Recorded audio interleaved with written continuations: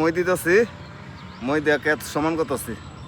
পরে মই দেওয়ার পরে কি করবেন? মই দেওয়ার পরে সার বান্যাম, সার বান্যায় আবার ক্ষেত রুয়াম, পরে রোয়ার পরে তো মানে বাতর বুতর বানবাম, এরপরে ধানের চারা লাগাম ওরি।